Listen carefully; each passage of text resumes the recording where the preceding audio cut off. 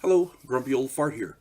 I'm doing a video on unexplained phenomena. I haven't done one of those in a while. Figured I'd jump on in and do one.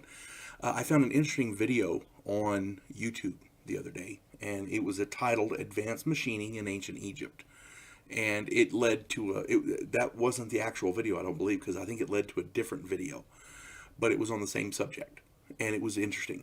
There's two authors out there. These guys do lectures. It's Christopher Dunn and Brian Forrester, Foerster. These guys have written books on this subject and they do lectures on it. And so these guys know a hell of a lot more about it than I do. Go check out their stuff. I'm going to have a list of books here in a little bit.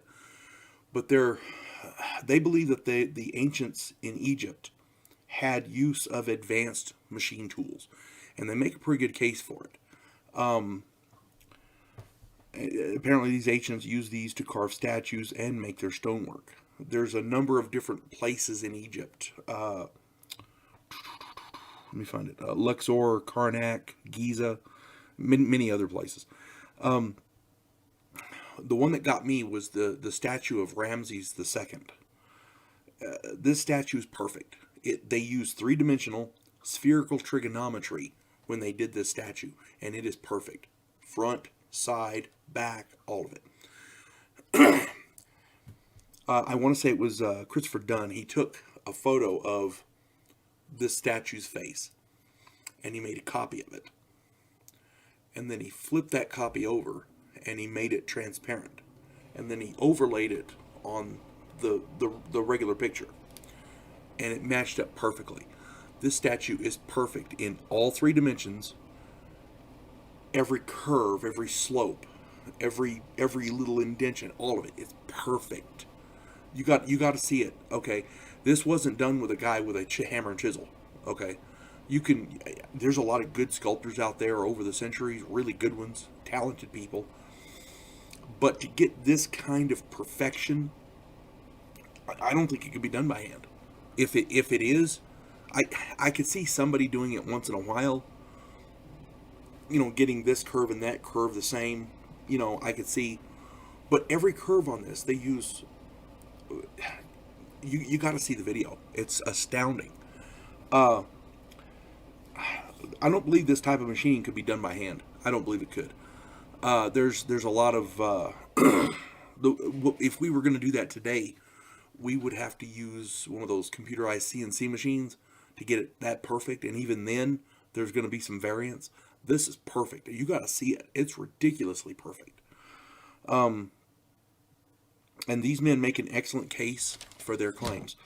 I'm going to give you the list of some of their books here. Christopher Dunn, he wrote Giza Power Plant, Technology of Ancient Egypt. He wrote Lost Technology of Ancient Egypt.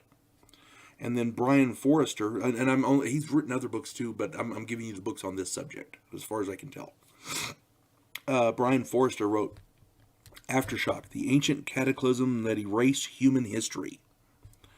Lost Ancient Technology of Peru and Bolivia. Elongated Skulls of Peru and Bolivia. Lost Ancient High Technology of Egypt.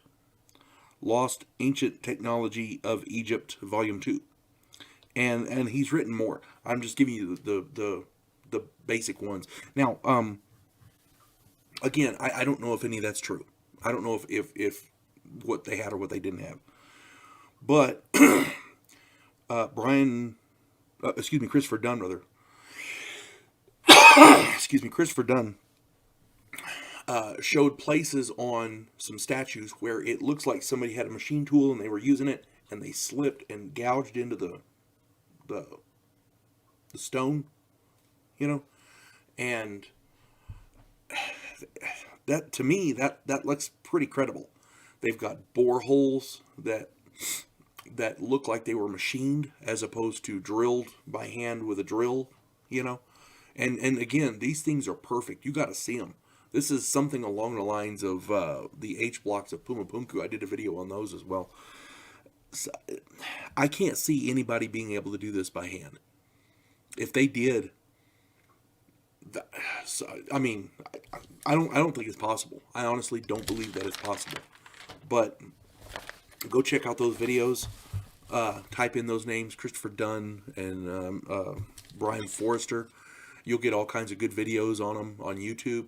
And check out their books too. I have not read their books, so I can't attest to that. But I have seen the videos, and the videos that they do are quite compelling.